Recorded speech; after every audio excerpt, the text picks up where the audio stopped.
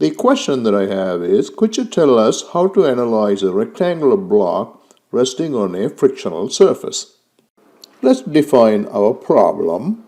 We have a rectangular block of width little b sitting on a horizontal frictional surface, and the coefficient of friction is mu. The weight of the block, which we know acts at the center of gravity g, is W.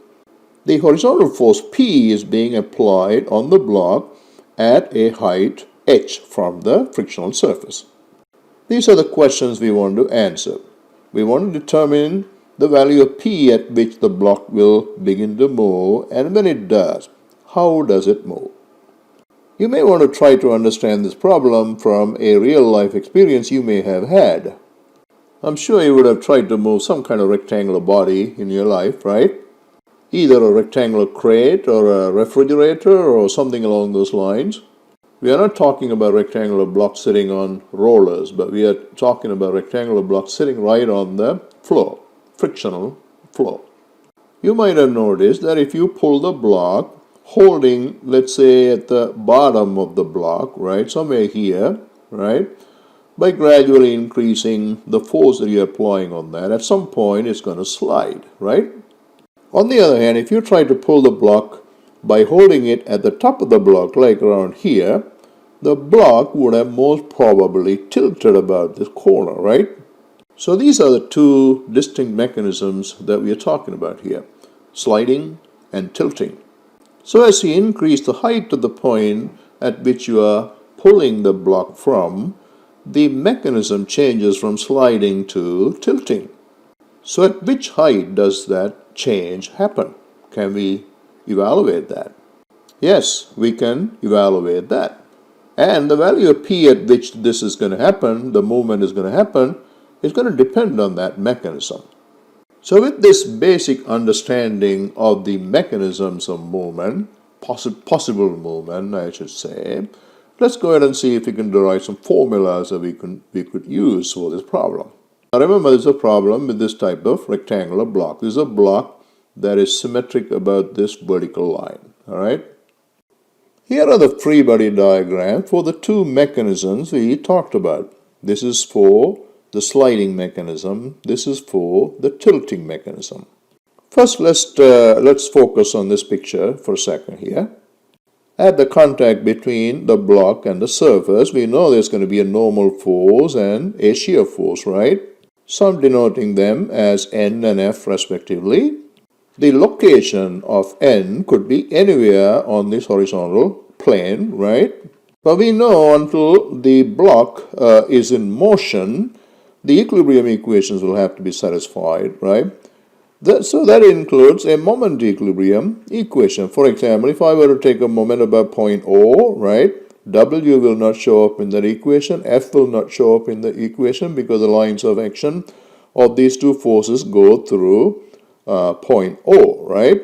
So the moment in that equation is going to come from the moment of N and moment of P, right? So we do have a clockwise moment of P, which is P times H, right? So there has to be something to balance that. So that is going to come from a counterclockwise moment produced by N, right? So N times X is a counterclockwise moment. So those two will have to be equal to each other. So that tells us that the location of N will have to be somewhere here, all right? But because if I place this point over here, we would have gotten a clockwise moment. So that's a clockwise moment, this is a clockwise moment, so they're not going to balance each other, right? So purely on the basis of the moment equilibrium, this is the qualitatively correct free body diagram. Also, when the block is at the verge of sliding, this horizontal bottom of the block is in contact with the frictional surface, right? Therefore, it is possible for the normal force N to be anywhere at the bottom of the block. On the other hand, if the block starts to tilt, this whole bottom is going to lift off this frictional surface. The contact between the block and the surface is going to shift all the way to the corner here, right? And therefore, this is the correct free body diagram for that. Well, let's come back to this one more time. So when P is 0, right, the moment of the force P about point O is 0, right? And therefore, the moment of N also must be equal to 0, right? So that means X must be equal to 0. But as you keep increasing P, the moment of P increases, and therefore moment of N must increase, and therefore X must increase. Well, you might say, well, why can't N increase, right? Well, the vertical force equilibrium equation, which we'll write down in a second, will tell you that N must be equal to W. W is fixed and therefore N cannot increase. So, as P increases, X increases, at some point the block is going to slide, right? But for the block to move by sliding, the block has to be in contact with the frictional surface, and therefore this X must be less than or equal to B over 2. In other words, the location of this normal force has to be between point O and the corner right there, right?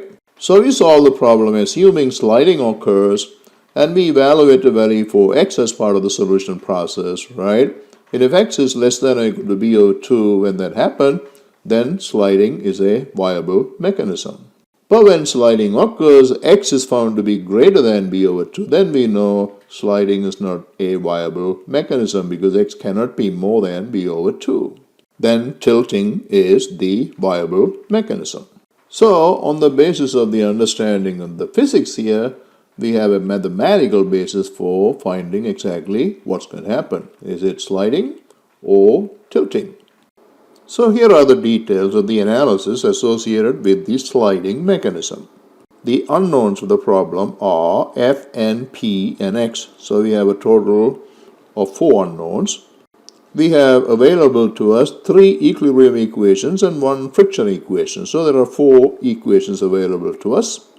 The problem therefore can be solved.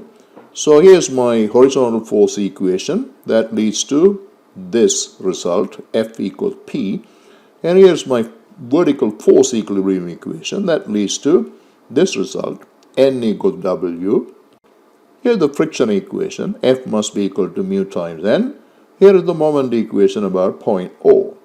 From the moment equation we get this expression for X, but F equals P from equation number 1, and therefore this becomes this, but F over N is mu from equation number 3, right? And therefore X becomes equal to mu times H. And as we talked about a little earlier, for sliding to be viable, X has to be less than or equal to B over 2, right? So that leads to this expression for H. So for sliding to be viable, H must be less than or equal to B over 2 times mu. Remember we talked about a little earlier that as H increases, the mechanism changes from sliding to tilting, right? So this is the value of H at which this change happens. But if this mechanism is viable, then we can find the value of P at which this happens. So let's call that as P sliding. So P sliding from equation number 1 is F. By combining that with equation number 3, P sliding is mu times N. But from equation number 2, we know N equals W, and therefore P sliding is mu times W. So this is basically the result associated with the traditional sliding block model, right? P sliding equals mu times W.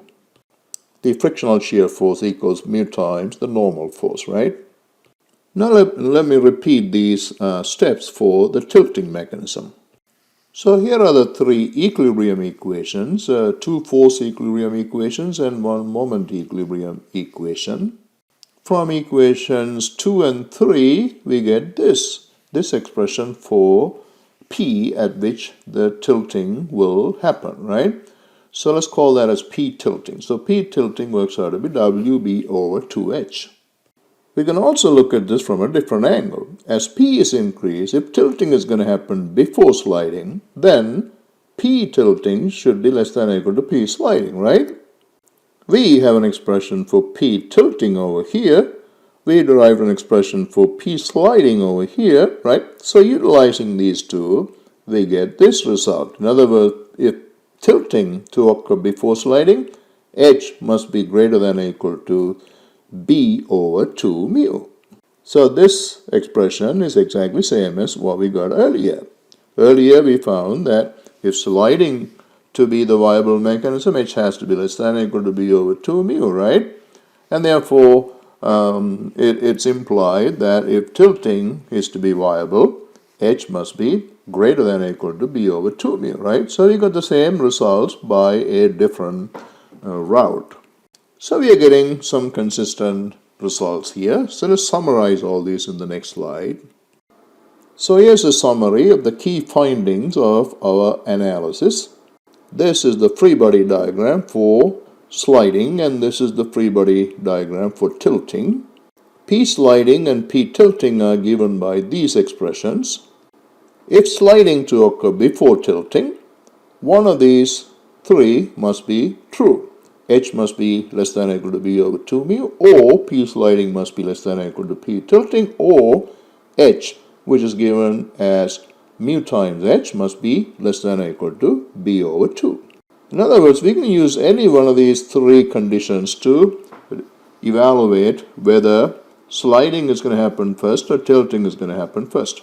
Conversely, if tilting to occur before sliding, H must be greater than b over 2 mu, or P sliding must be greater than P tilting, or P tilting must be less than or equal to P sliding. Now keep in mind that these formulas are valid only for this particular problem, where we have a rectangular block with a uniformly distributed weight. That means the center of gravity is right in the middle, right? And so on. So don't apply these formulas to just any sliding problem. In other words, if you have a problem that is different from this in details, then work from the basic principles like we have done in deriving these formulas, right?